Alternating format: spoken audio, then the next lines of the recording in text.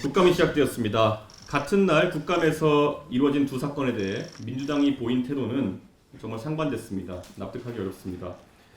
어제 과방위에서는 AI 합성 시연을 문제 삼아 정회를 요구하더니 법사위에서는 대법원장을 조롱하는 합성 이미지는 사실상 묵인했습니다. 어제 세종시에서 있었던 국회 과방위 국정감사장에서는 AI 생성 가짜 뉴스를 두고 경론이 벌어졌습니다.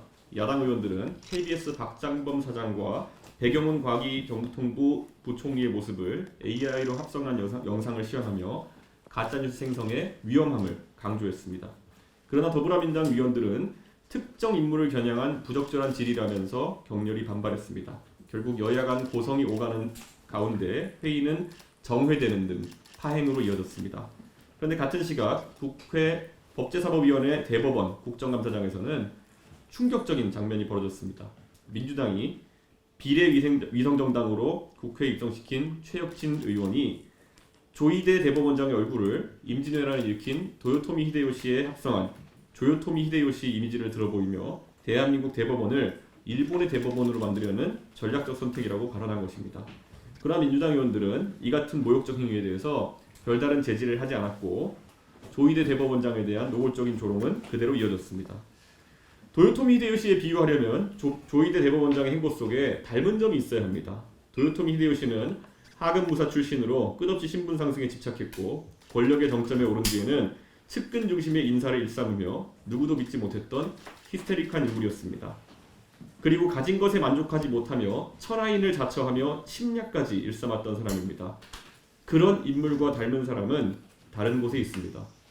민주당과 이재명 대통령이 집권 여당이 되었으면서도 끝없이 더 많은 권력을 추구하고 자신을 따르지 않는 사람은 모두 의심하는 태도는 바로 도요토미 히데요시가 꿈꾸던 천하인의 욕망과 닮아 있습니다. 천하인이란 일본을 넘어 조선과 중국까지 손아귀에 넣겠다는 과대 남상에서 비롯된 개념이었습니다. 행정부와 입법부를 장악했으니 사법부까지 손에 넣겠다는 생각이야말로 끝없는 그 천하인의 덜 떨어진 꿈과 다르지 않습니다. 그러나 도요토미 히데요시는 결국 자신이 가장 견제하고 두려워하던 도쿠가와 이에야스에게 모든 것을 잃었습니다. 이는 무력으로 세운 권력이 오래가지 못한다는 역사적 교훈입니다. 조총 따위로 조선을 군사적으로 정복하면 모든 것이 끝날 것이라 생각했겠지만 결국 평범한 백성들이 의병의 이름으로 농기구를 들고 일어나 그 꿈을 꺾었습니다. 우리가 임진왜란에서 배워야 할 교훈은 조요토미 히데요시 같은 조잡한 언어 유희가 아닙니다. 수많은 조선 백성의 희생으로 꺾인 천하인의 꿈이 얼마나 허망한 것이었는지를 깨닫는 일입니다. 민주주의의 보루인 삼권 분립을 지키고자 하는 우리 국민들의 마음은 결국 조선왕조를 떠받들기 위한 강요된 충성심보다 훨씬 강할 것입니다. 조롱이 아닌 성찰, 모욕이 아닌 역사적 교훈이 오늘의 정치가 배워야 할 자세입니다.